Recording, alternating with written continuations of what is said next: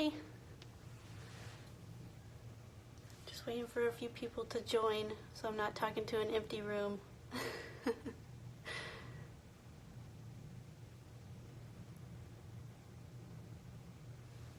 Hi guys! Yay! I didn't know if anybody would show up. Oh, my sister! Hi, sister! Yay! Okay, I didn't know if anybody was going to be able to watch, so I'm glad some people are joining. Okay. I guess I could turn my camera around now. I didn't want to look at the screen all awkward, so I propped my phone up. I've been fiddling with my phone for like 10 minutes, finding excuses not to start.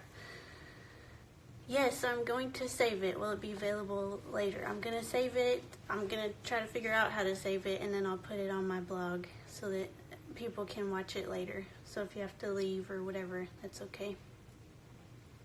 Okay, so I guess we'll go ahead and get started. I didn't have as much time to prepare this weekend as I hoped, but we're just going to kind of talk about what we read this week. And you guys, please chime in, because I'm an awkward conversationalist, especially in a room of nobody. I'm just in here by myself. Is the connection okay for everybody?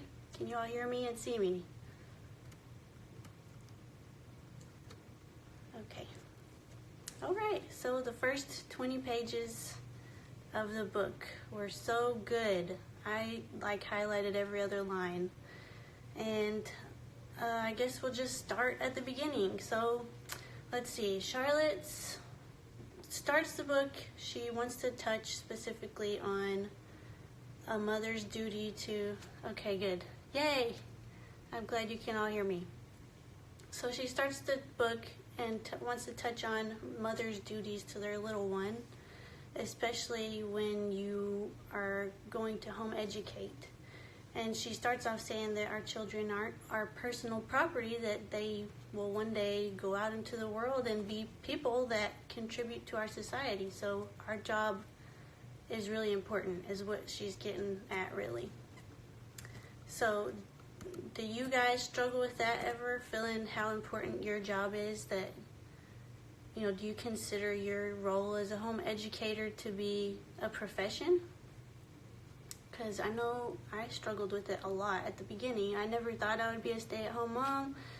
I definitely never thought I would homeschool. So whenever, the cards kind of laid down in the way that they did in my life, I struggled with it a lot at first and felt like I wasn't, I didn't measure up to other people my age who were doing different things and what I felt like were more important things. But I've come to accept that this is really one of the most important jobs in the world, if not the most important. I'm starting to. Yes, it is a full-time job. And homeschooling does feel like 2 jobs. It feels like a million jobs because you have to do a million things. You're the cafeteria lady and the bus driver and the teacher and the principal, and you're everybody at the school. I don't feel as bad about not getting chores done. Yeah, our house is almost always in a state of chaos. You can ask my sister. Yes, we have full-time jobs. You're right. Yes. Okay. So I'm glad that we all have started to accept that anyway, that this is a job. It's a real job. We might not get a salary, but what we do is important. Okay, so let's see. I'm looking at the questions, and I'm also looking at what my summary on my blog. Okay. Mothers owe a thinking love to their children. There was a question about this on my post yesterday, and somebody answered it really well. But I think she pretty much is encouraging moms to educate themselves so that they can provide the best education to their children. And not just education, but, moral upbringing and spiritual upbringing and all these different aspects that mold a child into the person they're becoming. And so we can't just, willy-nilly, go in and out of our days, we kind of need to be intentional about what we do and what we're teaching our children. So what actions have you taken to self-educate? I thought I would share a few books that I've read over the years, and starting with my own spiritual journey and how that just affects my life in general. I actually was on the verge of agnosticism at one point, and read a few books that totally changed my life, really changed my perspective and brought me back to the faith. And so I thought I'd share those. Mere Christianity by C.S. Lewis is a really great book. And then The Case for Christ by Lee Strobel, and he actually has a whole series of The Case for a Creator. But the Mere Christianity by C.S. Lewis has got to be like the Rosetta Stone of apologetics. It's just a really insightful book. The man was a genius. Hi, other people are joining. Anyway, so I want to read all of C.S. Lewis's books one day. Me too. I've read several, but I'd like to read them all too, because he was just a really amazing mind. Okay, so on from my spiritual growth, which I feel like is the foundation of kind of everything you do. All-time faves. Me too. It's like my favorite book ever. I need to read it again. As far as motherhood books, you've probably all heard of Sally Clarkson. This is just one of many of her books that I have, but man, she totally makes me want to be a mom. Her books are the best books. Her books are amazing, and I always feel I just love her books. They always make me want to be a better mom, and she's encouraging. She's not, she doesn't make me feel bad about what I do or what I don't do the way she does, but she inspires me to be a better mom. And she has lots of books. So Sally Clarkson. And she has a podcast. I listen to her podcast. I'm learning a lot from podcasts this year. Yes. Simply Charlotte Mason, Brave Writer. Yes, I love those. The Cersei Institute. Yes. All of those podcasts are really good. And I was going to mention podcasts as well for self-education. It's so convenient to listen to a podcast while I fold 47 loads of laundry, which is what I did today. I folded 500 loads of laundry. And then, okay, this section is taking me a while, but these are really good books. I don't want you to miss them. For homeschooling, Sally Clarkson and her husband also wrote this humongous book, Educating the Wholehearted Child. It's like homeschooling all in one big fat book of all the different approaches you can take, like unit studies and Charlotte Mason, and they give the classical approach. They talk about different curriculums. So this is a good resource. It's a really big book, but I've looked at it many times over the years to, yeah. So that's a good one. And then the Charlotte Mason Companion is a good one. I don't think I finished this one, but I got almost all the way through it, and it's a really good book too. And much lighter reading than the home education than we're reading. So this is an easier read, and it has pretty pictures in it. Hi everybody. More people. We have 20 people watching. Woohoo! Okay, and then I'm just talking about self-education in several of the books I've read. Somebody's trying to call me. Sorry.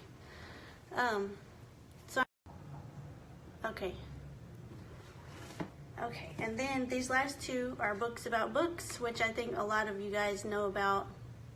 Read for the Heart by Sarah Clarkson, and then Honey for a Child's Heart.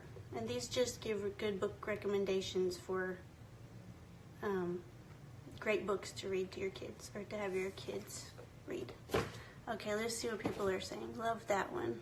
Oh, the Charlotte Mason Companion, yes. Oh no, my screen went blank. No. Hold on.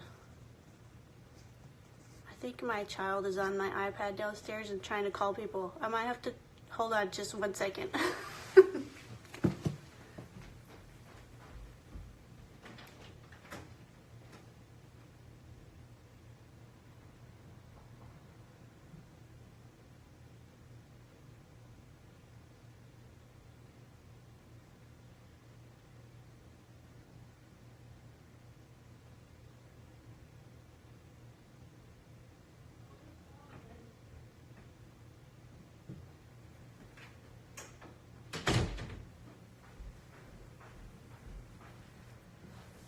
Okay, I'm sorry.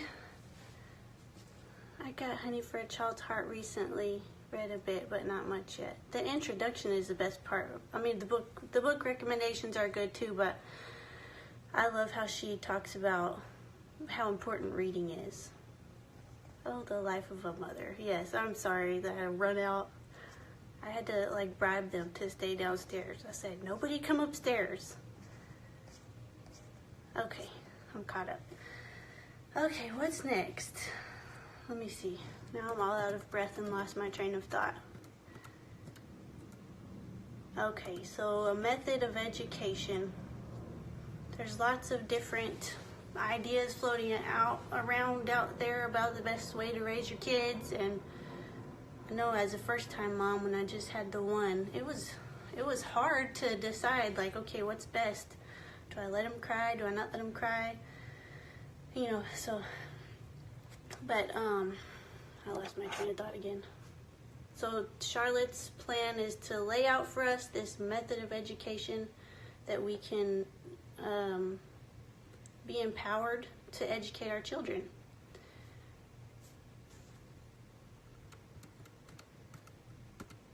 And a method is a means to an end, is what she says. So easy and spontaneous is a method of education based on natural law, which is what she's trying to teach us in her book.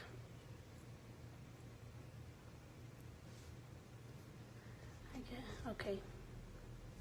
Oh, you skipped the intro. Well, you need to read the intro. I'm just teasing. So how parents usually proceed. In what ways are your children enlightening you to understand the way their minds work? I feel like they're always telling us the way their minds work, you know, and that's what I like about the Charlotte Mason approach to education, is it's like an extension of their natural bents and the way that they think. And if we just have to be aware of, you know, the type of person they are, because like she says, children are people. And it's not like we're growing them into people. They're already people, and they tell us what kind of people they are all the time. So have you ever started a learning approach that just didn't work?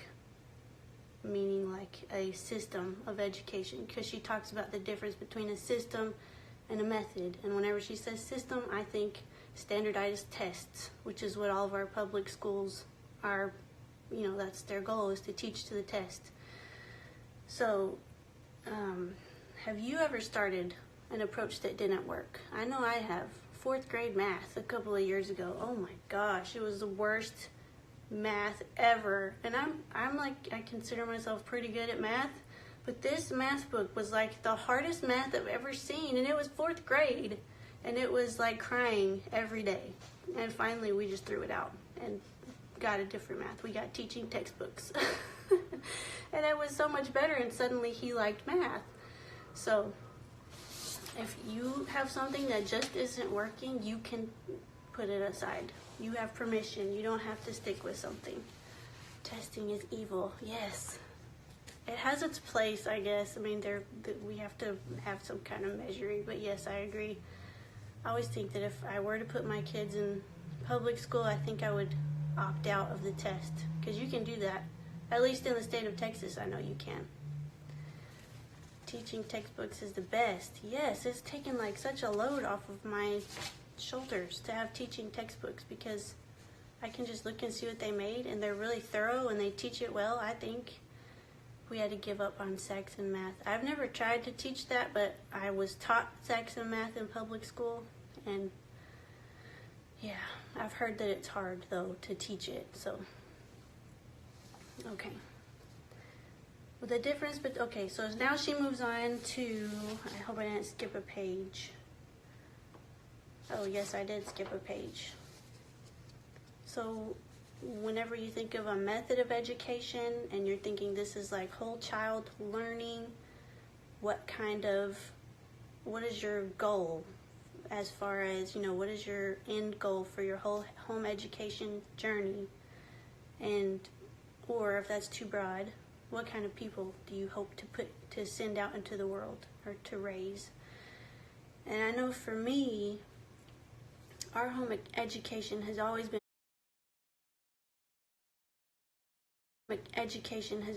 more about the type of people we're raising versus, making geniuses, because none of my kids are geniuses. But I'm really passionate about the type of people that they become. I'm not so passionate about, you get all your work done every day and we check it off a list, which that has its place. But in our family, it just didn't work. And for me, it didn't work. So I've met moms who, that works for them and that's just fine. But if that doesn't work for you and it's more, of a lighter approach, that's okay too. But even before I knew about the Charlotte Mason method, I was really passionate about, I want my kids to grow up and be compassionate, good, loving, forgiving, thoughtful people. Because at the end of the day, that's really all that matters. It doesn't matter if they go to college. I mean, yes, it's a good option, but when they come to the end of their life and they didn't go to college, but they had a full life of loving people, what's really more important? Okay, moving on.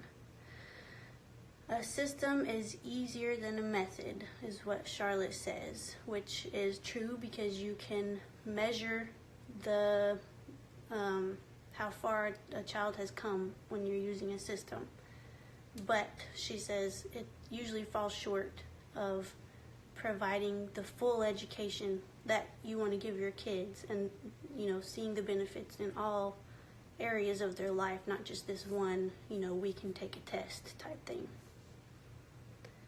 And have you ever been tempted to put a system of education in place? Yes, I have. And almost every year I'm so tempted to go look at the STAR test standards online. That's the Texas State Standardized Test. And they have it all online where you can see what all your child should know this year and what all they're going to learn this year. And I mean, it's good for a reference, but at the same time, I don't want that to rule, my every decision and take place of our main goal, which is what I said before, of raising good people. Okay, people are talking, so let me see what everybody has said.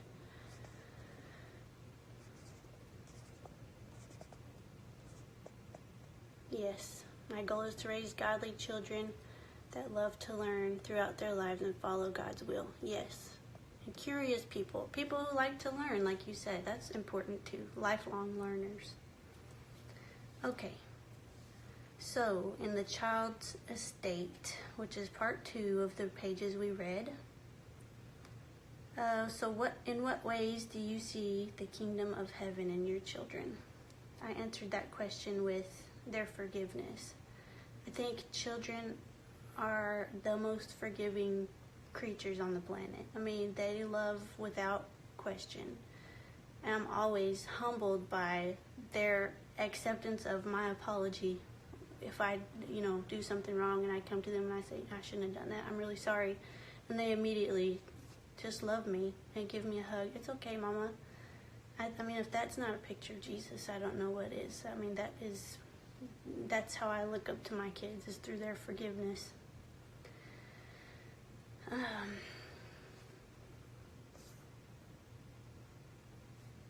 A system would be easier but far less interesting, right? And kids aren't products, which is what a system is for, right? They're not little machines. That's kind of what I think too. We're not making robots, we're raising people. Okay, so the code of education in the Gospels. I loved this part because I had never thought of it in this way before, but Charlotte Mason says that Christ laid out a kind of foundation of education, or of educating our children in the Gospels, where he says, "Take heed that ye offend not, despise not, hinder not one of these little ones." And she says that they all kind of have a negative connotation. This is what we shouldn't be doing. But whenever we understand the things we shouldn't be doing, all these doors open to, oh, so this is what we do. This is how we do it. And this part blew my mind because I had never considered that before. So we offend them when we do by them that which we ought not to have done. And we despise them when we leave undone those things which for their sakes we ought to have done. Man, she just packs a wallop. She's a very powerful writer, and you could tell that she was passionate about what she did. And then the hindering was kind of like getting in the way of their spiritual growth or neglecting their spiritual growth. So that section was really good, and I can't even express it better than she did. I mean, she put it into the perfect words. Let me get on that section over here in my notes on the computer.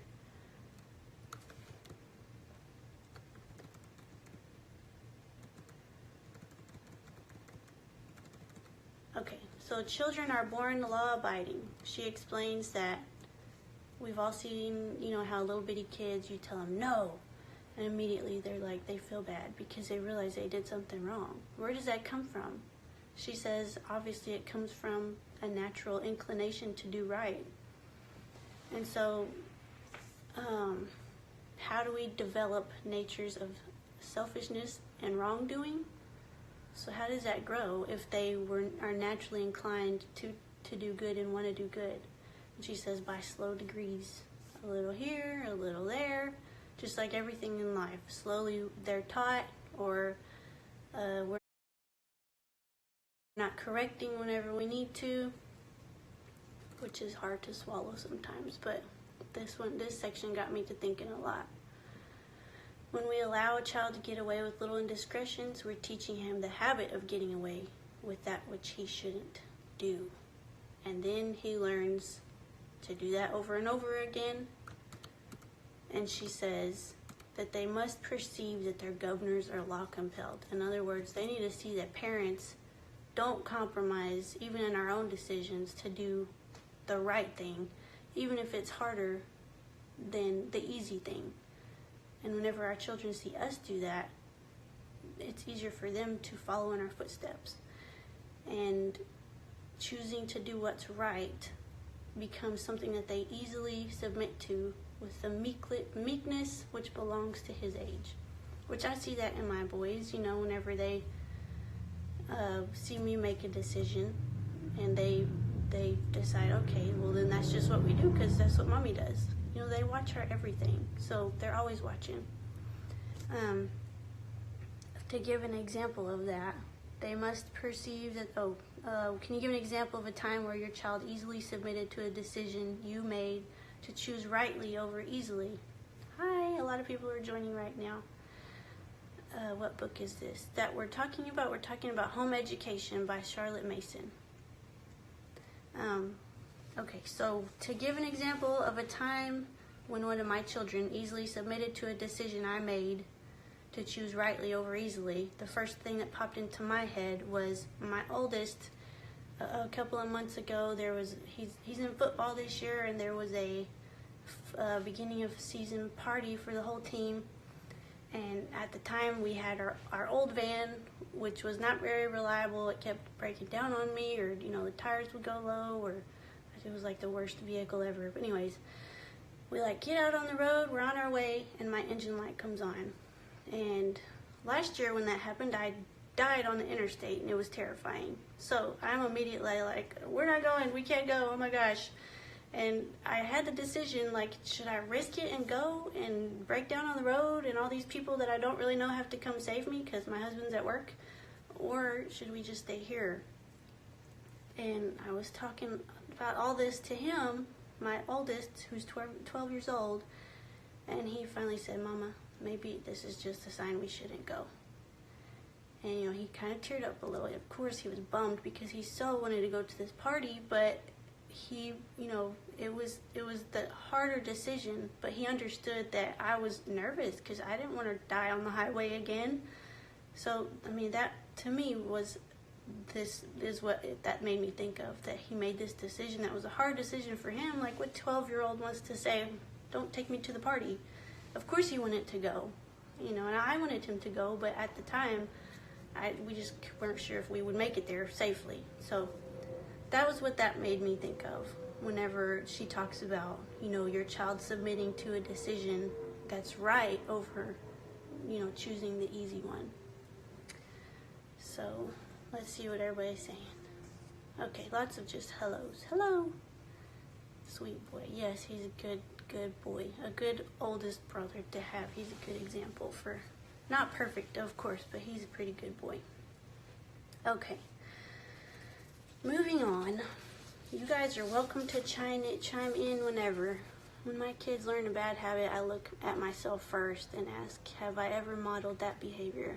Did they learn it from me? Oh my gosh, that is so true and so humbling, isn't it? Because they monkey see, monkey do. Everything that we do, and if we, compromise, then they think they can compromise too. Why not? We did it.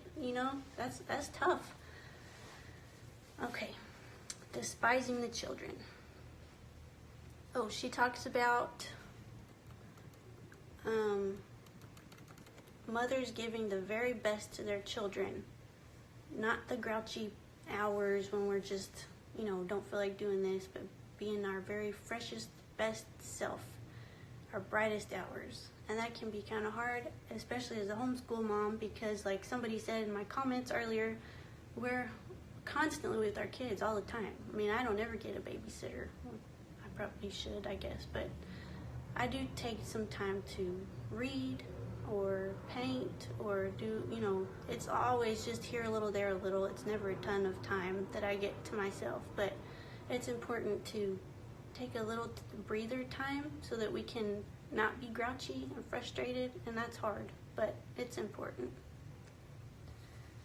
Children's faults are serious, even when they're itty-bitty, which kind of goes along with what she said before, that we can't compromise even though they're small and they're cute, and I am guilty of this because whenever, especially like my 6-year-old, he knows that if he just smiles just so sweetly that I'll be like, okay, well, you can have it. I did that earlier. He took a piece of cheese that was my cheese, and I'd already told him that he couldn't have it, and he put on his little sweet face, and Mommy gave in, but I shouldn't have because we're compromising, right? Okay. What good habits can you expand on in your children's lives, and what bad habits can you patch up a bit? The good habits, I think my kids are pretty respectful most of the time, yes ma'am, yes sir, and obedient most of the time. Sometimes they complain. What bad habits can you patch up? A bad habit that we need to work on is the gadgets. Man, gosh, we do too much gadget stuff probably. And I've started unplugging all the gadgets during the weekdays because, that's not, I'm fine with video games to an extent, but whenever that's like the first thing you do as soon as you wake up, that's a problem, and we need to nip it in the bud. So I've started unplugging that stuff on the weekdays, and they don't get to play it at all during the week. They can use my iPad for like the handwriting app that I have, or what other app do I have? The Prodigy game a little bit, but other than that, they don't. I've stopped letting them. We do school during the week and save the fun stuff for the weekend. And then my own habit of just being on my phone too much because it's addicting. Who's addicted? Me. I need to put my phone down. Okay, hindering the children. Is it easy for you to see that a child is naturally inclined to know his creator? How so? Yes, I think so. I think it's easy to see because they're so curious and they're so amazed by everything, and then they have like this like powerful imagination that I feel like it's like the seed of faith.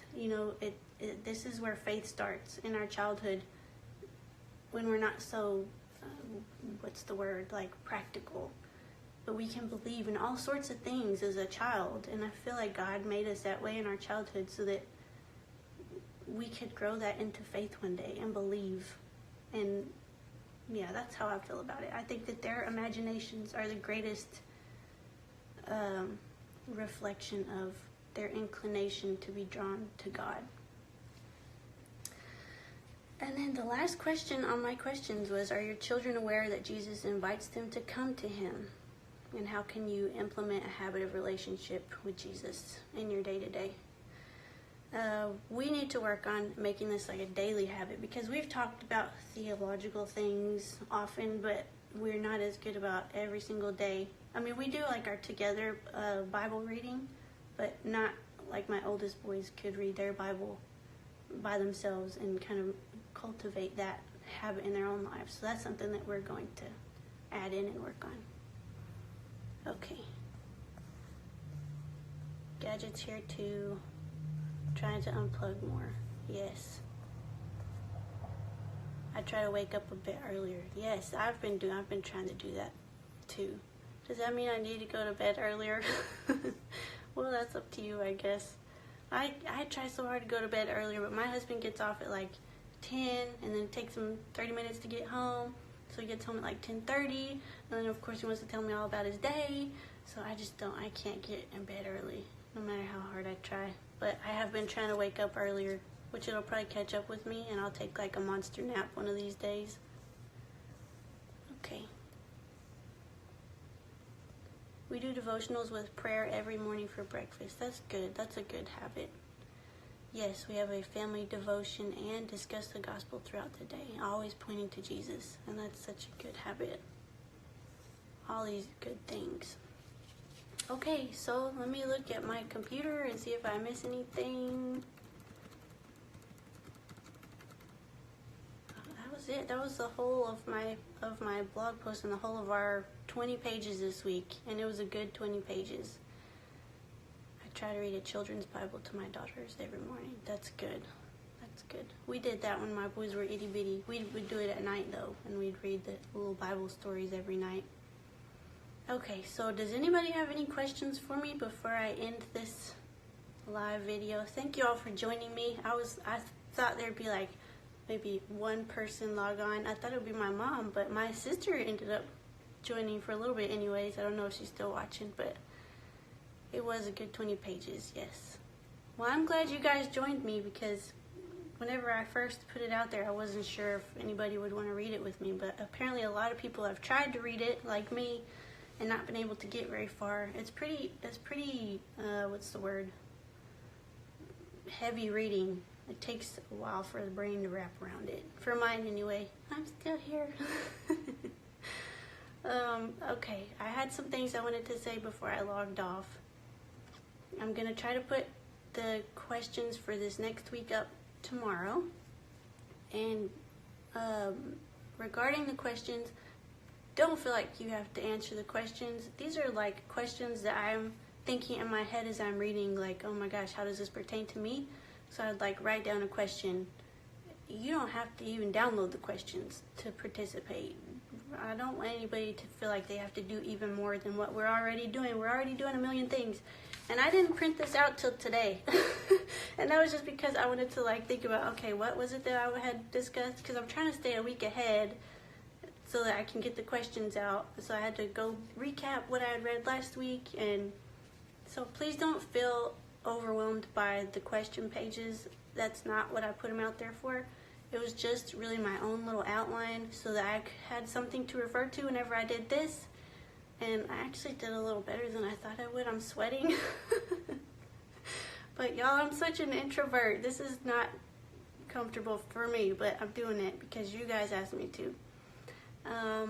Next time you can invite a watcher to join. Yes, that was what I wanted to talk about.